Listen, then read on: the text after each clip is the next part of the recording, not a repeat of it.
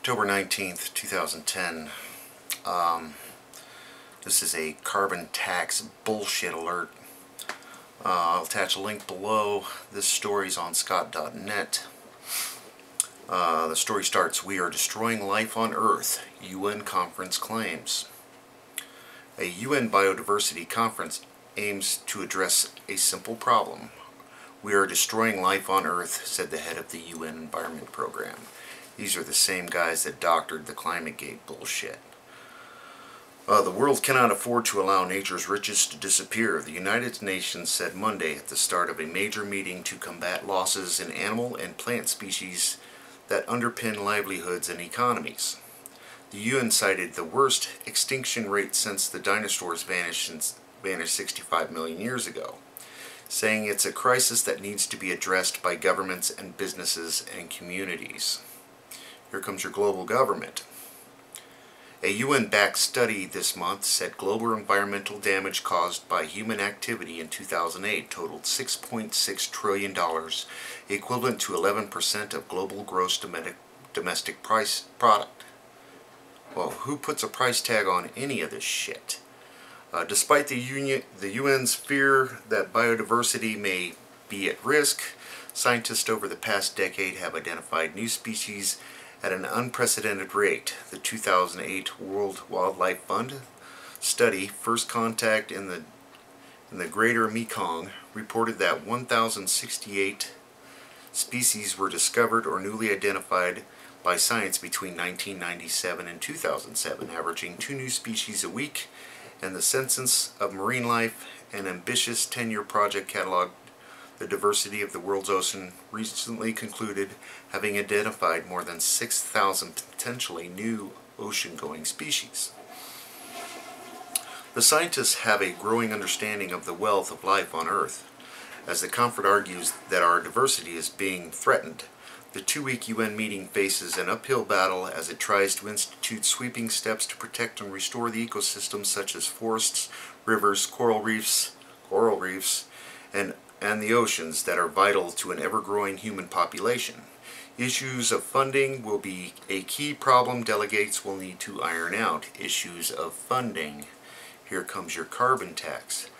Both who pays for the program and who reaps the rewards of the world's biodiversity. Who profits? Follow the money. Delegates from nearly 200 countries are being asked to agree to new 2020 targets after governments largely failed to meet a 2010 target of achieving significant reduction in biological diversity losses, a goal set at the last biodiversity conference in 2002. And one of the same issues that led to failure the first time around could jeopardize this meeting: money. They need money. Your money. Developing nations say more funding is needed from developed countries to share the effort in saving nature. Much of the world's remaining biological diversity is in developing nations such as Brazil, Indonesia, and Central Africa. Especially for countries with their economies in transition, we need to be sure where the resources are. Engineer B.T. Baya, Director General of Tanzania's National Environment Movement Council, told Reuters. "It's not helping us if you set a lot of strategic targets and there are no ability of resources for implementing them," Baya said. "Power nations want funding to protect species and ecosystems to be ramped up by 100-fold from about $3 billion now." So they want $300 billion.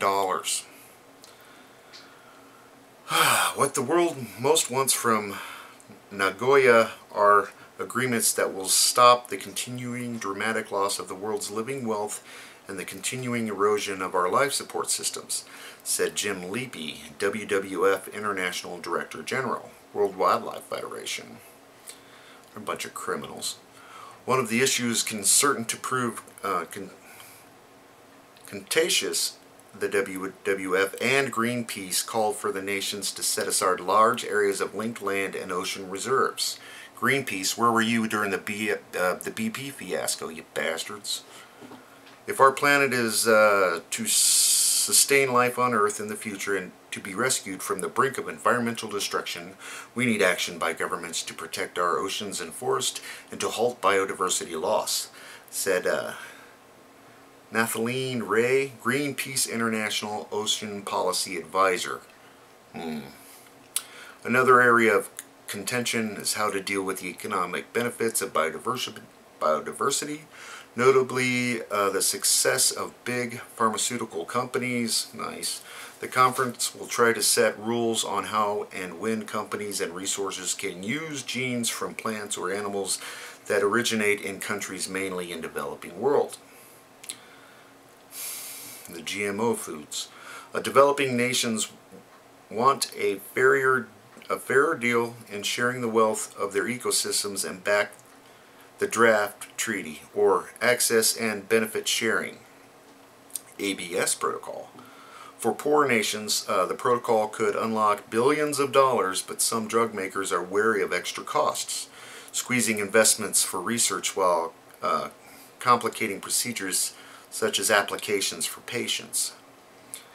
Conservation groups say failure to agree on the ABS pact could derail the talks in Nagoya, including agreement on the 2020 target that would also set goals to protect fish stocks and phase out incentives harmful to biodiversity.